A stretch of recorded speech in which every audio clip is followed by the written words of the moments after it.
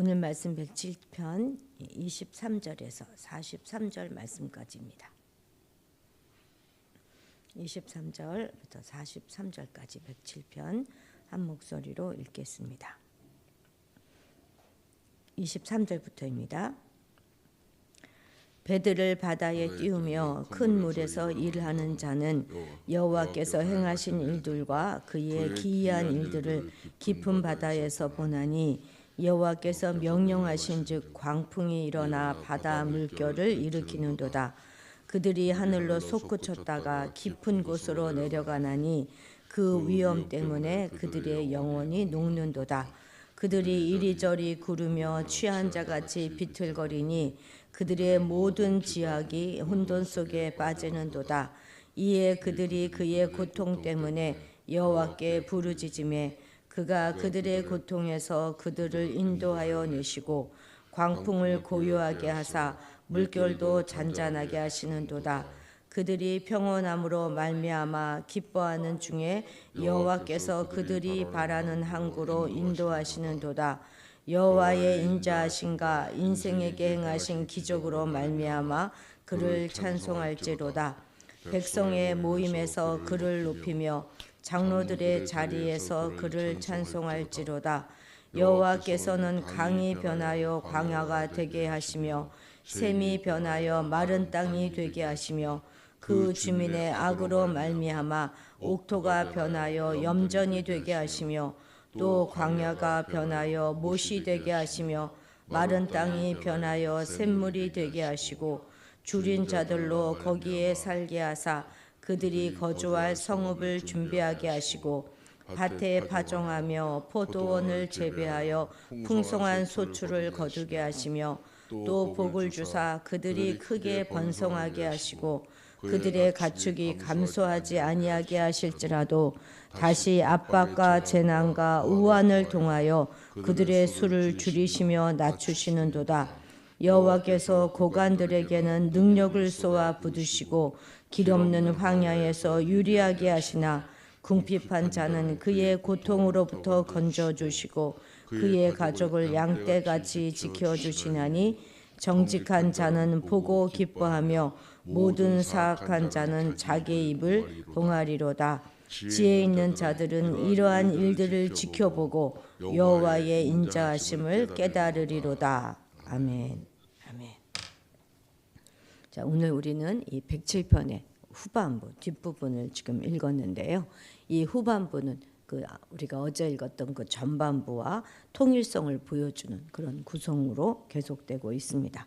그러니까 사막에 있는 자들, 어둠에 처한 자들, 그런 어리석은 자들이 이제 그 부르짖어. 그래서 이제 하나님 앞에 부르짖어요. 그러면 하나님은 구원해 주시고, 그래서 그의 인자하심을 찬양하자 하는 권고로 마무리되는 그런 일관된 구성입니다. 그런데 이제 마지막 단락은 앞에 모든 일에 대한 묘사를 통틀어 가지고 포괄하는 방식으로 하나님의 주권을 노래하면서 하나님의 인자하심을 깨닫는 자, 그런 자가 지혜 있는 자다 하는 권면으로 마무리되고 있습니다. 궁극적으로 시인은 삶의 모든 부정적인 상황을 긍정으로 바꾸시는 삶의 전복성을 하나님의 그칠 줄 모르는 견고한 사랑, 그의 언약적 사랑, 즉 헤세드에 기초해서 그래서 열렬히 선포하며 노래하고 있는 것이죠. 우리 23절에서 25절 같이 읽겠습니다. 배들을 바다에 띄우며 큰 물에서 일하는 자는 여호와께서 행하시는 일들과 그의 기이한 일들을 깊은 바다에서 보나니 여호와께서 명령하신즉 광풍이 일어나 바다 물결을 일으키는도다. 아멘. 고대 근동 세계에 살고 있는 사람들에게 가장 실질적인 큰 위협이 되는 것은 바로 이 바다였습니다. 바다. 바로 이 바다에서 광풍을 만나서 침몰의 위기에 처한 배에다가 그러니까 바벨론 포로 상황을 비유하여 지금 설명하고 있는 것이죠. 여기서 말하는 큰 물이라고 하는 것은 지중해 바다를 가리키는 거예요. 그러니까 페니키아 항구를 출발해서 지중해 거를 건너 항해하는 무역성들은 예상치 못한 그런 파도를 만남으로 인해서 자주 난관에 봉착하게 되었습니다.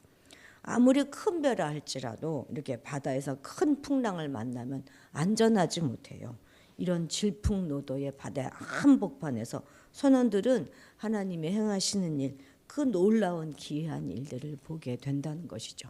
근데 이것은 이제 역으로 말하자면 그런 그런 풍랑 가운데 들어가 있지 않은 그런 자들은 하나님의 기이하신 일, 그런 놀라운 일들을 보지 못하게 되는 것이죠. 하나님이 말씀하시자 막 광풍이 일고 파도가 솟구쳐 오릅니다. 26절 파도는 하늘로 솟구쳤다가 깊은 데로 내려가니 그들의 정신이 고통 속에서 녹아내립니다. 뿐만 아니라 27절에서 보면 취한 자같이 비틀거리니 모든 지각이 혼돈하다 이렇게 말하고 있지 않습니까? 그들의 모든 지각, 다시 말해서 그들의 전문적인 기술이라든지 지혜, 지식 이런 모든 것들은 거대한 파도 앞에서 무용지물이 된다는 거예요. 그들의 오랜 경험도 다 소용없습니다. 즉 하나님께서 일으키신 그 광풍 속에서는 아무리 뛰어난 항해술을 자랑하는 뱃사람이라 할지라도 또 아무리 오랜 경험을 자랑하는 뱃사람이라도 모두 다 지치고 정신이 혼미해진다 하는 것을 말하고 있는 것이죠. 그때 그들의 마음은 막 물처럼 녹아내리고 큰 공포와 두려움에 사로잡히게 되는데 몸은 물론 영혼까지 심하게 녹아내리는 것 같은 공포가 그들을 엄습하게 됩니다.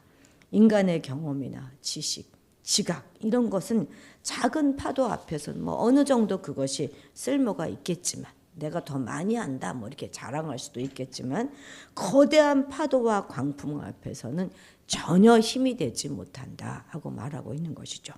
시인은 결국 무엇을 노래하고 있는 것입니까?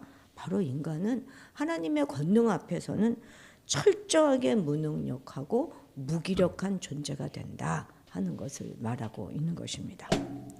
1912년 타이타닉호 여러분 기억하시죠? 그 배가 어떻게 침몰하였는지 말입니다. 타이타닉호는요 당시 세계에서 가장 호화롭고 큰 여객선이었습니다. 그리고 침몰할 수 없는 선박이다 하는 명칭을 가지고 있었고 당시 기술로는 아주 완벽하게 그런 설계된 배라고 자랑하였습니다. 그런데 어떻게 되었습니까? 결국 침몰하였고 1,500명이 넘는 사상자를 냈어요. 이 사상자들의 대부분은 유럽과 이런 미국에서 온 초고위층 엘리트였고 이들은 모두 우선 구조 대상자였어요. 그래서 그들은 안심했겠죠. 이 배도 안전하고 설령 무슨 일이 있다 할지라도 우리는 우선으로 제일 먼저 구조될 거야. 그런데 대부분 다 구조되지 못했잖아요. 아무리 뛰어난 능력을 겸비한다 할지라도 또 아무리 튼튼하고 완벽하다 자랑한다 할지라도 그런 배를 소유했다 할지라도 하나님께서 일으키시는 그 풍랑 가운데서는 안전할 수가 없다는 것을 보여주고 있는 것입니다. 우리 인생도 바다를 항해하는 항해사와 똑같습니다. 곳곳에 숨겨져 있는 강력한 암초와 언제 어디서 불어올지 모르는 그런 강풍을 걱정하면서 우리는 앞으로 조금씩 전진해 나가고 있습니다. 어떤 이는 아주 보잘것없는 작은 배를 타고 인생의 배를 항해하기도 하고 또 어떤 이는 처음부터 아주 웅장하고 튼튼한 배, 타이타닉 같은 그런 배를 타고 바다를 항해할 수도 있죠. 그런데 세상 사람들의 눈에 볼 때는 이 두 배는 아주 엄청난 차이가 있어 보이겠지만 하나님이 보실 때는 도끼니 객기니예요. 그 배가 그 배인 것입니다. 왜냐하면 어차피 바다로 나온 그 배라면 하나님께서 일으키시는 풍랑에 무사할 수가 없기 때문이죠. 그런데도 우리는 우리 주변에 보면 보다 큰 배, 보다 강력한 배를 소유하기 위해서 혈안이 되어 살아가는 그런 어리석은 인생들이 너무나 많습니다. 마치 고도의 물질 문명과 또 첨단 과학의 발달이 이 모든 인생의 파도에서 자신을 지켜줄 것이다 믿고 있는 그런 망상에 빠져 있는 그래서 하나님 없이 살아가는 인생들이 너무나 많은 것이죠. 그런데 이런 것은 정말 교만한 생각입니다. 우리 인간은 결코 하나님 앞에서 교만할 수 없는 그런 존재들이에요. 오늘날 교만해진 인간은 창조주의 영역까지도 모두 다 우리가 넘보고 있습니다. 막 자신의 성별도 자기가 결정할 수 있다 이렇게 떠들어대잖아요. 그것을 옳다고 그렇게 살아가야 한다고 막 다른 사람들까지 부추기고 뿐만 아니라 그것을 법제화하지 못해서 저 야단들 아닙니까?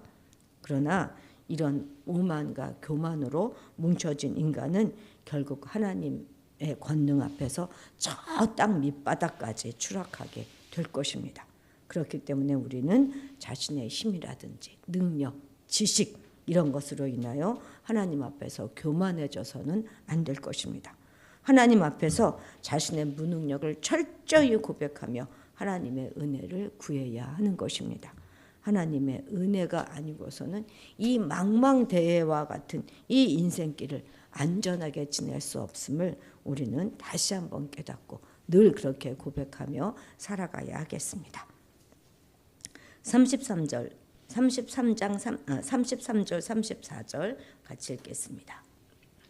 여호와께서는 강이 변하여 광야가 되게 하시며 샘이 변하여 마른 땅이 되게 하시며 그 주민의 악으로 말미암아 옥토가 변하여 염전이 되게 하시며. 아멘.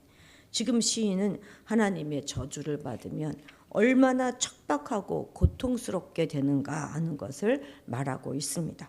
그런데 그렇게 말하고 있는데 그 다음에 바로 35절에서 38절까지에서는 정반대의 상황이 벌어지게 됩니다. 즉 시인은 하나님께서 광야를 이번엔 못이 되게 만들어요. 그리고 마른 땅에 샘물이 나게 하셔서 줄인 자가 거기 거하면서 소산을 거두게 하시고 복을 주사 크게 번성케 하신다 이렇게 노래하고 있는 것입니다. 아까 부른 찬송처럼 황무지가 장미꽃같이 피어나게 될 것이고 마른 땅에 샘물이 터지고 사막에 물이 흐르는 그런 역사가 일어나게 된다는 것입니다. 우리 시편에 보면 바닷속에 길을 내신다 이런 표현도 있잖아요.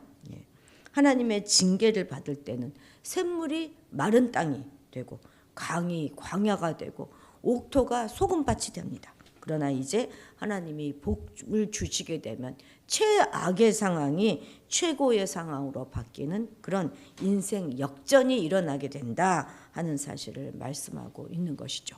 그렇다면 이런 놀라운 역전은, 이런 놀라운 축복은 어디서 비롯되는 것일까요? 그것은 자신의 죄악을 하나님 앞에 나와 철저하게 회개하고 모든 죄에서 떠나기로 작정한 의로운 성도의 삶에 그렇게 기인되는 것입니다.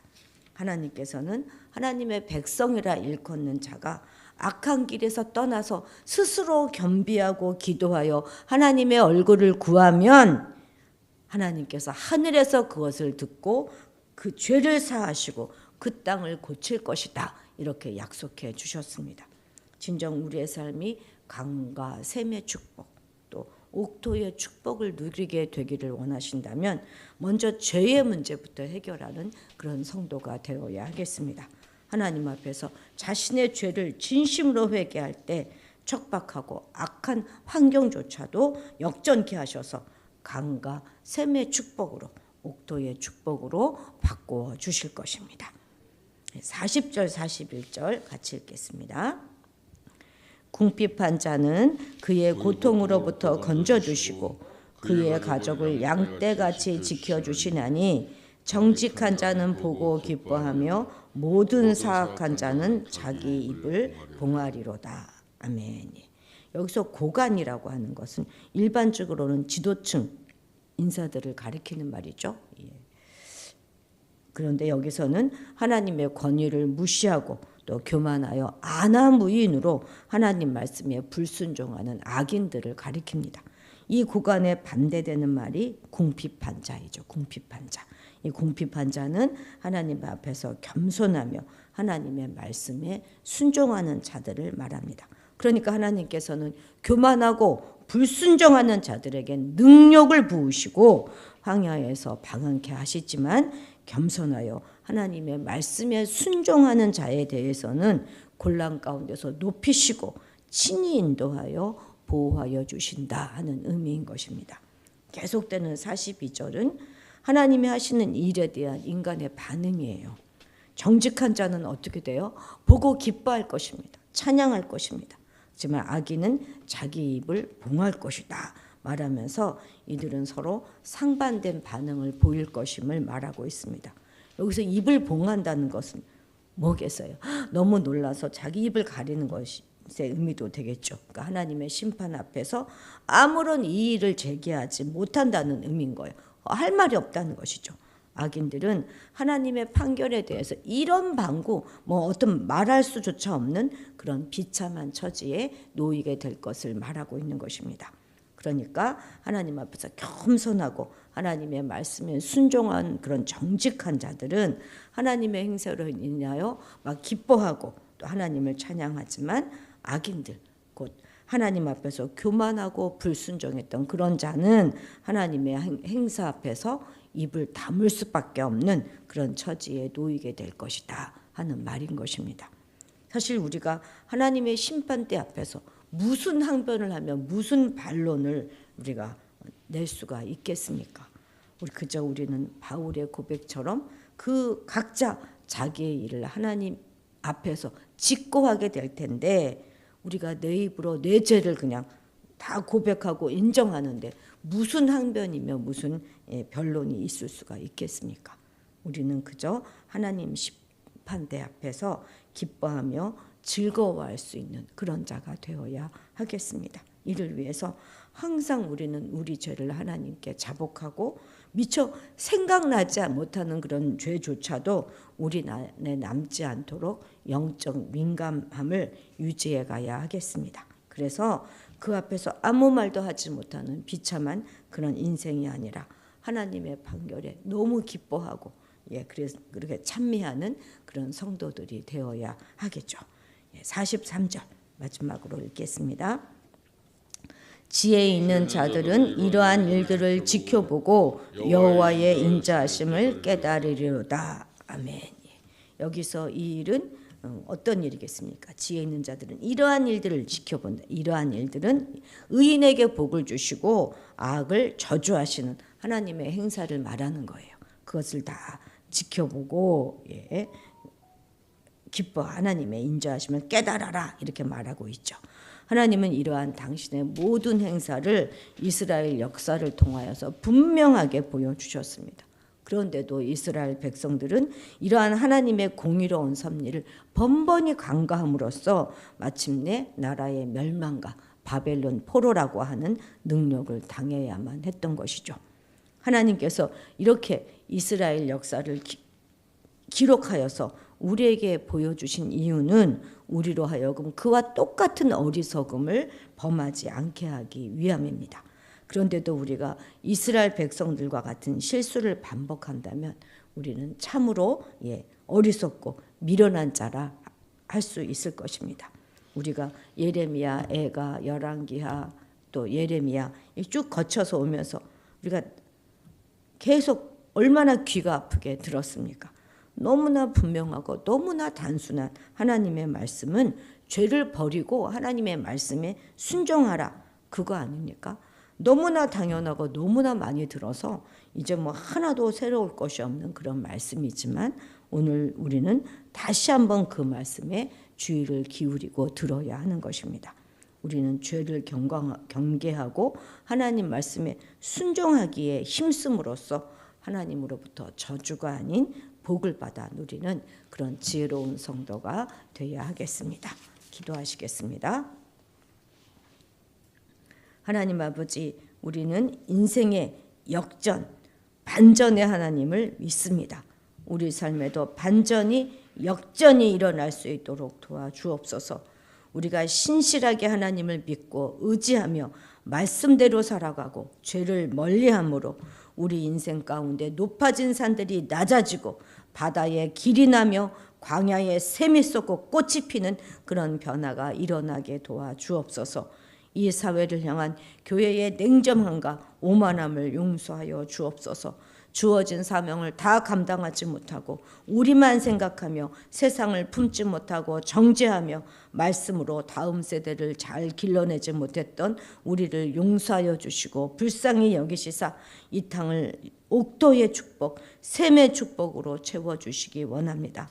너무나 많이 들어서 하나도 새로울 것도 도전이 되지도 않는 너무나 당연한 그 말씀, 죄를 멀리하고 하나님 말씀에 순종하라는 그 말씀에 다시 한번 도전받게 하시고, 그래서 이 다음에 하나님의 심판대 앞에 섰을 때 할 말이 없어 입을 닫아버려야 하는 그런 인생이 아니라 그 판결로 인해 기뻐 뛰며 감사와 영광을 세세토록 돌리는 우리가 되게 하옵소서. 감사드리며 예수님의 이름으로 기도드렸습니다. 아멘. 오늘 세계 평화를 위해서 기도하는 날입니다.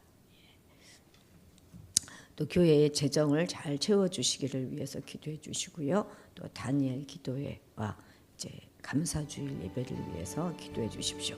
이제 내일 모레부터 다니엘 기도회가 시작되죠. 다니엘 기도회를 위해서 또 감사주일 예배를 위해서 기도해 주시기 바랍니다. 그리고 오늘 수요 예배 있습니다. 예배 가운데 성령님 임재하여 주시기를 위하여 기도해 주시기 바랍니다. 우리 다 같이 주님의 이름을 크게 부르고 기도해